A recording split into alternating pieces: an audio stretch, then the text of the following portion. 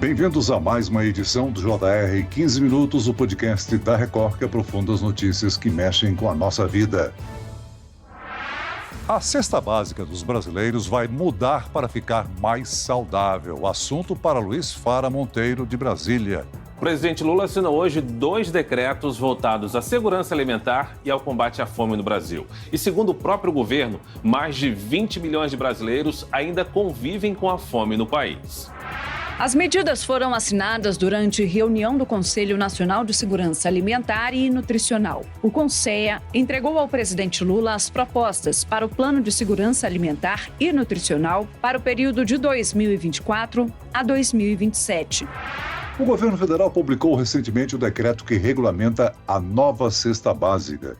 O texto determina a inclusão de alimentos in natura ou minimamente processados na cesta.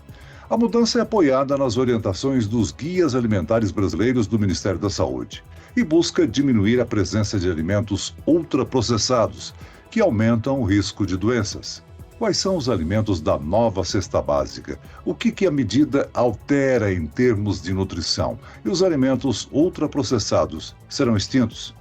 O JR 15 Minutos de hoje discute mais sobre esse decreto com a pesquisadora do Núcleo de Pesquisas Epidemiológicas em Nutrição e Saúde, a professora do Departamento de Nutrição da Faculdade de Saúde Pública da Universidade de São Paulo, Maria Laura Lousada. Bem-vinda ao nosso podcast, professora. Olá, Celso. Obrigada. Quem nos acompanha nessa entrevista é a repórter da Record em Brasília, Lívia Veiga. Olívia, a cesta dos brasileiros vai mudar para ficar mais saudável, né? Oi, Celso, obrigada pelo convite. Oi, professora Maria Laura. A medida criada pelo presidente Lula faz parte de um pacote de ações voltadas à segurança alimentar e combate à fome. Esta nova cesta básica deve orientar políticas públicas para garantir o direito à alimentação. Serão inseridos mais alimentos in natura ou minimamente processados. Professora Maria Laura, na prática, como vão funcionar essas mudanças? Bom, a cesta básica ela tem uma importância crucial para as políticas públicas do país, né? Primeiro, ela norteia, né? Ela estabelece as normas de várias políticas e várias ações que já usam ela como referência, como, por exemplo, a política de alimentação do trabalhador, né? Ou as ações, as políticas de doação de cestas de alimentos. Mas, para além disso, ela também pauta uma discussão maior, né? Por exemplo, quando a gente tem alimentos que são estabelecidos como saudáveis na cesta de alimentos, a gente também tem que olhar para eles na hora de fazer as políticas de preço, né? E isso é muito pertinente agora, quando a gente está fazendo uma grande discussão sobre a tributação seletiva dos alimentos depois dessa primeira legislação que nos trouxe as mudanças da tributação, né? A reforma tributária brasileira. Agora, professora Maria Laura, o intuito aí é evitar a ingestão de alimentos ultraprocessados que, conforme evidências científicas, aumentam a prevalência de doenças. Quais são os alimentos que, de forma nutricional, são desbalanceados e possuem alto teor de gorduras, açúcares e de sódio? Os alimentos ultraprocessados, na verdade, eles são um novo conceito, né, que foi estabelecido no Guia Alimentar da População Brasileira, que foi publicado em 2014. Então, o conceito de alimento ultraprocessado, ele não é só baseado no teor de gordura, açúcar e sódio, né? Eles são, na verdade, formulações industriais que, de fato, usualmente têm grandes quantidades desses nutrientes, mas eles também têm uma característica muito peculiar, que é a presença dessas substâncias industriais que a gente geralmente não usa na cozinha, né? Amido modificado, gordura hidrogenada, açúcar invertido e um grande pool de aditivos alimentares que mudam as características sensoriais, como os corantes, os aromatizantes, os texturizantes. E a gente tem vários exemplos de ultraprocessados, né? Os refrigerantes, os refrescos, as bolachas recheadas, salgadinho de pacote, cereais matinais e um grande grupo dessas refeições prontas que imitam as preparações culinárias. O alerta sobre os alimentos que podem ser prejudiciais à saúde ganhou força no Brasil nos últimos anos, principalmente quando entrou em vigor a mudança na rotulagem de produtos embalados.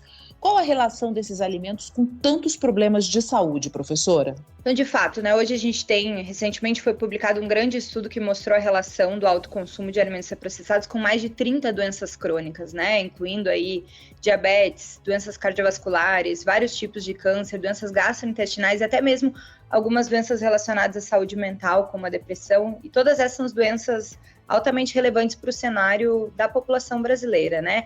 Hoje a gente sabe que tem várias características desses alimentos que ajudam a explicar essas associações. Então, em primeiro lugar, eles substituem os alimentos saudáveis, né? Por eles serem super palatáveis, super acessíveis, super portáteis, né? É muito fácil que a gente tire o arroz com feijão da mesa e coloque esses alimentos. Eles têm altos teores de sal, de açúcar, de gordura, baixas quantidades de vitaminas e minerais, né? Eles também são adicionados de alguns compostos que hoje a gente sabe que podem até ser tóxicos, né? Como acrilamida e acroleína. Eles têm baixo teor de compostos bioativos, que são substâncias que a gente sabe hoje que são protetores para a saúde.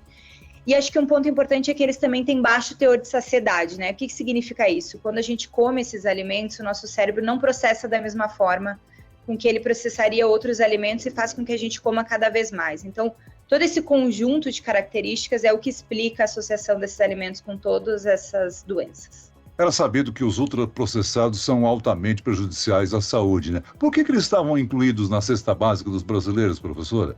Eu acho que porque o antigo decreto da cesta básica era super antigo, né? Era de 1938. Então, todo o nosso sistema alimentar era muito diferente, né? A gente tinha muito menos tecnologia de alimentos, a gente tinha muito menos ultraprocessados disponíveis. Basicamente, a nossa mesa era feita de arroz, feijão, carne, ovos. Então, era uma discussão mais secundária. Com essa mudança, com essa transição alimentar que a gente teve, chegou a hora, né? Na verdade, era mais do que a hora, passamos da hora de discutir formas de limitar o consumo de ultraprocessados. A gente pode dizer que a cesta básica de alimentos do brasileiro deve ficar aí mais diversificada e mais saudável, né? O Ministério do Desenvolvimento e Assistência Social, Família e Combate à Fome divulgou aí a lista dos grupos desses alimentos.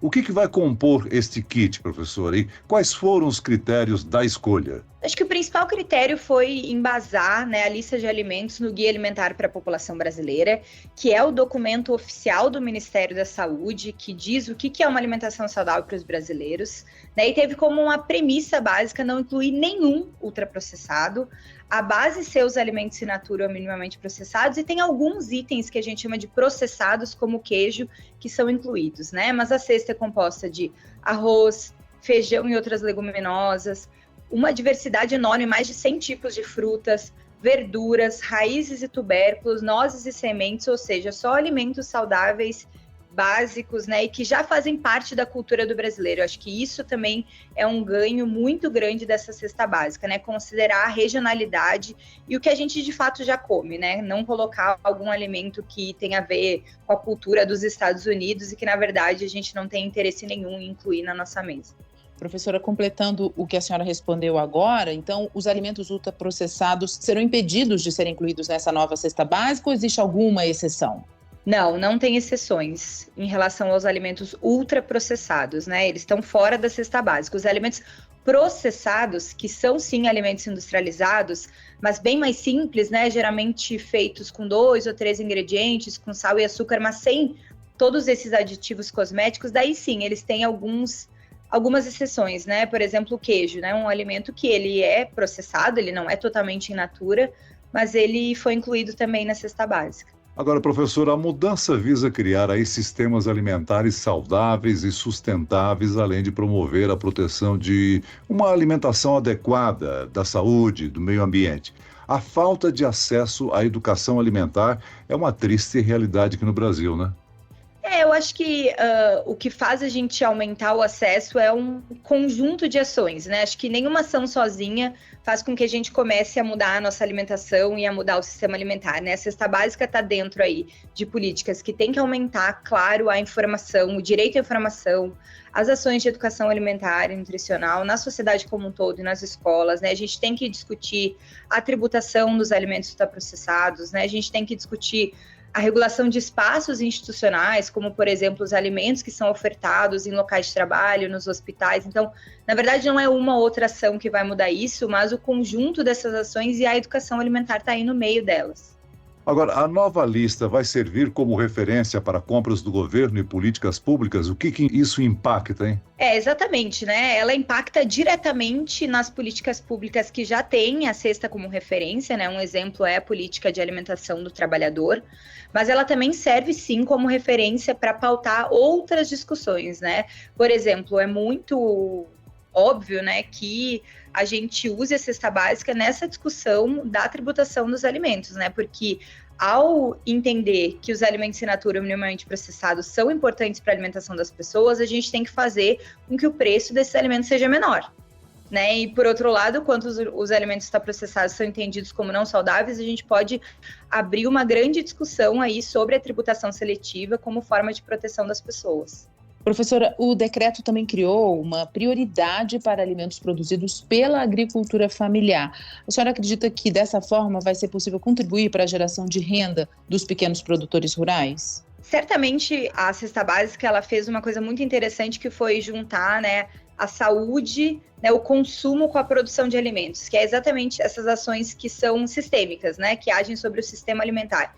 Então, ao dizer, né, que ia se basear em referência de saúde do guia alimentar, mas ia dar prioridade para alimentos regionais, culturalmente apropriados e da agricultura familiar, a cesta fecha o sistema, né? Ela promove saúde para as pessoas, promove renda para os agricultores, que são exatamente aqueles que produzem os alimentos saudáveis. Essa mudança na cesta básica será suficiente para controlar e reduzir a produção e consumo de ultraprocessados no país, professora? A alteração desencoraja fabricantes a alterarem a produção para alimentos saudáveis?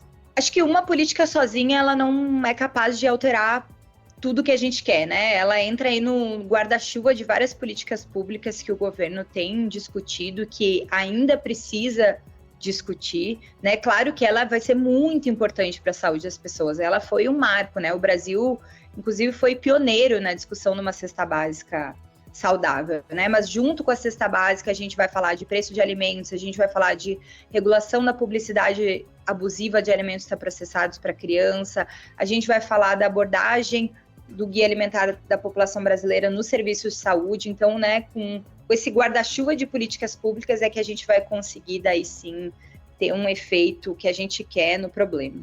Professor, o Brasil é um grande produtor de proteína animal, um grande produtor de soja. Com relação à soja, a soja pode ser um alimento saudável para a população?